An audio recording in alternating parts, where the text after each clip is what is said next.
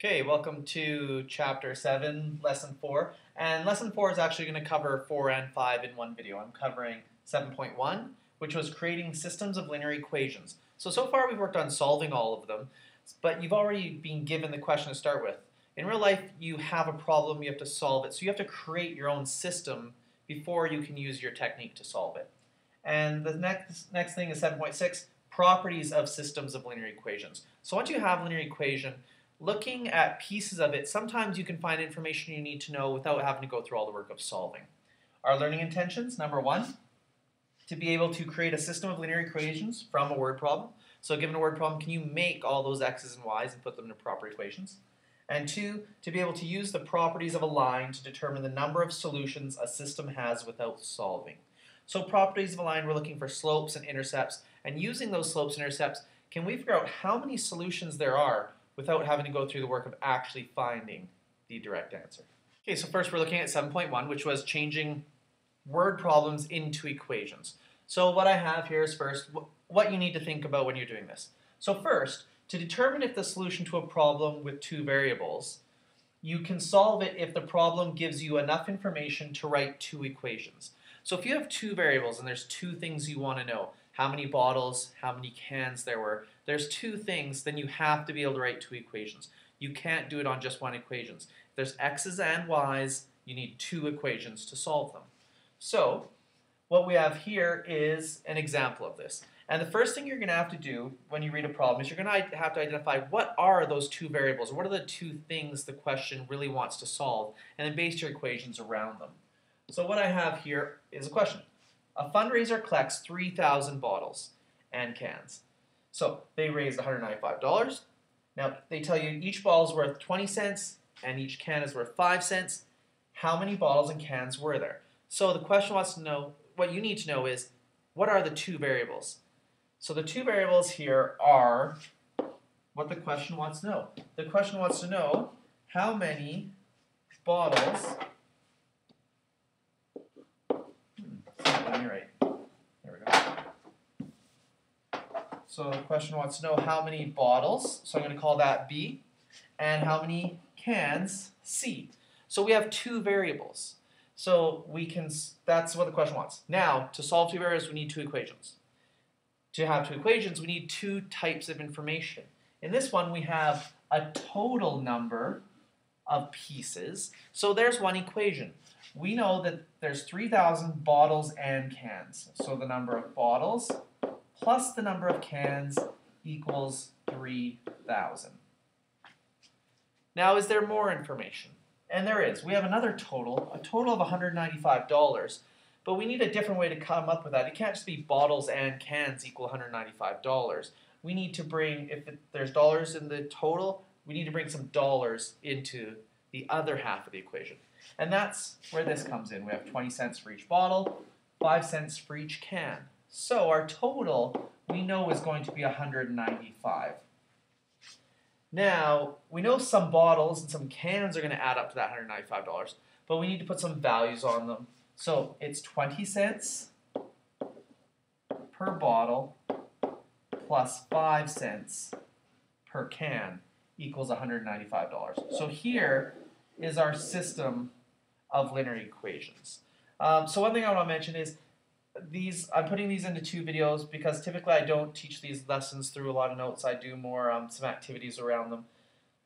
But here's some notes for the people who are doing the video stuff. So I have two equations, bottles plus cans equals 3,000, 0.2 for every B plus 0.05 for every C equals 195.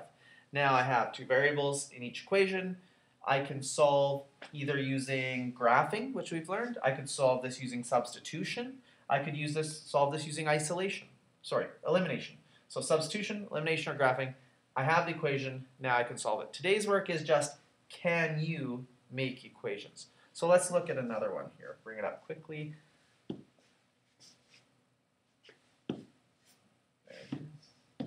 Okay, so here's another type. There are two rods made of red and black pieces. I have one rod here that's 9 inches. I have another rod here that's 15 inches. And obviously these aren't to scale. But each red piece is the same, and each black piece is the same. The question says, write a linear system that solves the length of a red and a black piece. So first, to write a linear system, you need two unknowns. Or what is the question asking?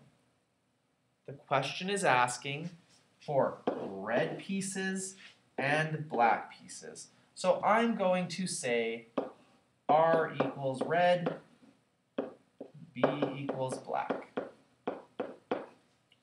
So because I need to solve two things, I need two equations. And the good thing is, the question gave me two pieces of information. So think, what makes up this 9-inch piece? Well, this 9-inch piece is 2 reds and 1 black. So 2 reds plus 1 black equals 9. And this one has 3 reds and 2 black. So 3 reds and 2 black equal 15. Here is my system of linear equations. Now I can solve it. And if you're struggling to follow this, I don't have a great way to teach this in a notes format other than just to give it out like this. Come see me, I'll work through some examples and we'll try and figure this out. So let's look at one more. And maybe by this third one here, we're going to be understanding it a little better. So the perimeter of a rectangle is 16 meters. So I have a rectangle. I know the perimeter is 16 meters. The length is 2 meters longer than the width. So I know I have a length and I have a width. Write a system of equations that could be used to solve the length and the width. So it wants a system of equations because the question, so here's what we have to do again first. We need to find out what the two pieces of information are they want. They want length, they want width. So L equals length, W equals width. There's my two variables. I can solve two variables if I have two pieces of information, which gives me two equations. And I have that. I have a perimeter for one piece of information, and I have the length is 2 meters longer than the width for my other piece of information to write an equation. So now, you have to remember back to what perimeter is. Perimeter is the distance around an object. So our perimeter would be a length plus a width plus another length plus another width. So the perimeter is 2 lengths and 2 widths equals 16. 2 lengths plus 2 widths equals 16. There's one equation. And now my next one, the length is 2 meters longer than the width. So there's a bunch of ways to write this one. You could say the length, if it's 2 meters longer, then the width needs to have 2 added to it. Or you could say if the length is longer than the width, the length minus the width equals 2. If you rearrange these, you'll see they're the same. Pick one of them. Length minus width equals 2. And now this I could solve using substitution or elimination or solve by graphing, and I can find out exactly how big my lengths and my widths are. Okay. So again, this is a pretty rushed lesson. Typically don't like doing this one through notes, but here you go. The assignment for this one is on page 401, and I believe it's 4, 6, 7, 8, 9. 4, 6, 7, 8, 9. No, sorry, 4, 6, 8, 11. Okay, so try those, and your goal is to write these equations. And what I'll do now, I'll take a look at the next lesson.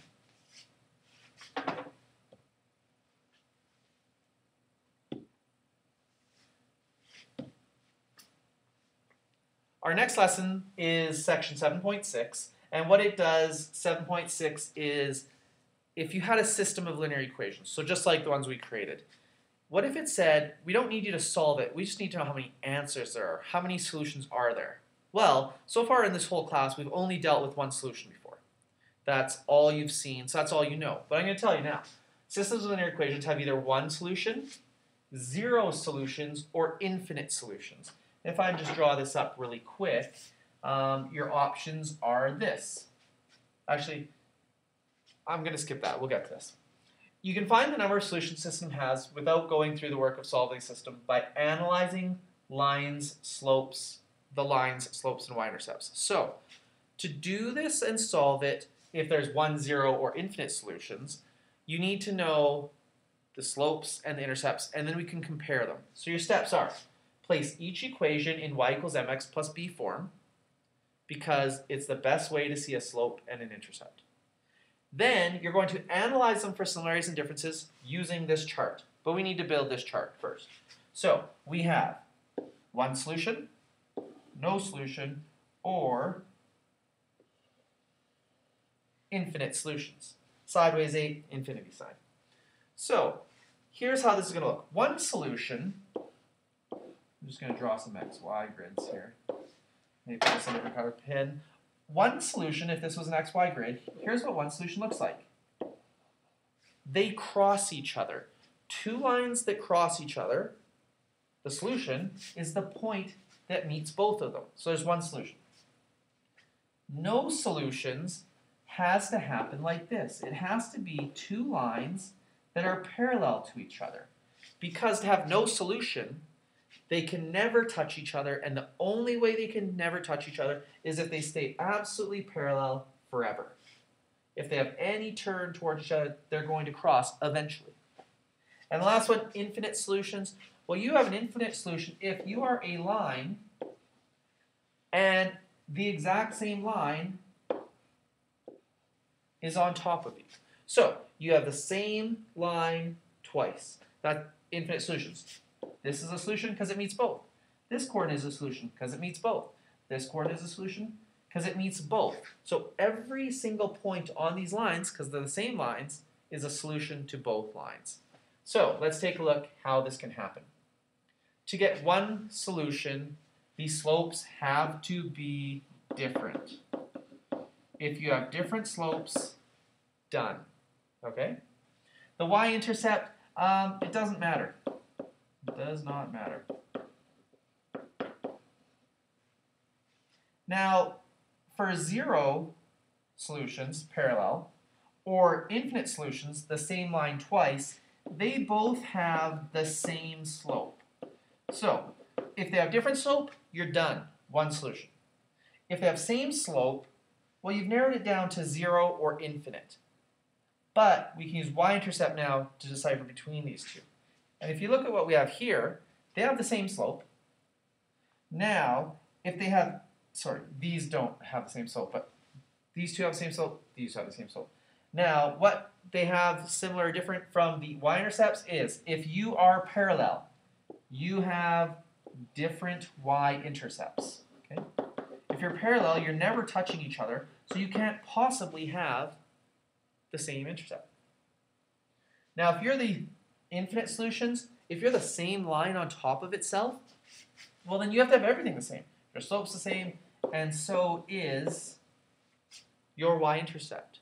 So, if you get questions, and it says, how many solutions are there? And that's all it asks. Don't go through the whole hassle of solving it. Simply put the question into y equals mx plus b form, then say, what are my slopes, what are my y-intercepts? And once you know that, come to this. If the slopes are different, done, one solution. If the slopes are the same, you have to move on to this category and look at their y-intercepts. If they're the same, infinite solutions. If they're different, no solutions. Now let's look at one example.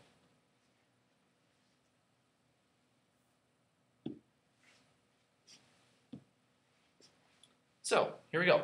How many solutions does the system have? So how many solutions does this system here have? Well, we have two lines, so that makes it a system. Step one was get y alone. So what I'm going to do is I'm going to subtract 2x from both sides, and I get negative 3y equals negative 2x plus 6. Now I want my y alone still, so I need to divide everything by negative 3. I get y equals negative and a negative make a positive. 6 divided negative 3 is negative 2. So I have my slope is always m, and I have my y-intercept, which is b. Now let's do the same to this line. I need to get the y alone, so I'm going to add 18 to both sides, and I get 4x plus 18 equals 6y. I need to divide 6 to get my y alone, and I get y equals 4 over 6x plus 3. Now 4 over 6, that's a fraction I can reduce. It is 2/3 x plus 3 equals y. Now here's my slope. Here's my y-intercept. So I can now, without having to solve them, I can see or compare slopes and intercepts. So first, if the slopes are different, there's one solution. Slope is 2/3, slope is 2/3. So I know they're either parallel or they're the same line twice. So now let's look at the intercepts. The intercepts are different, so same slopes with different intercepts means they have to be parallel to each other. So the answer is no solutions. Now what I'll do, I'll take a look and find out what the assignment is for this one. Okay, your assignment for this one, for the last part, which was section 7.6, your assignment is page 448, question 4 and 5, all of them. There's not a lot. And then 7, just do A and C. If you're going slow or you need more practice to get in your mind, do extra questions. Okay, this is just a guide. And for section 7.1, which is writing the equations, I gave it earlier and I missed question 7, but it was page 401, questions 4, 6, 7, 8, 11. If you can do those, you're understanding this and you're good. Okay. Good luck. Stay in class in math class.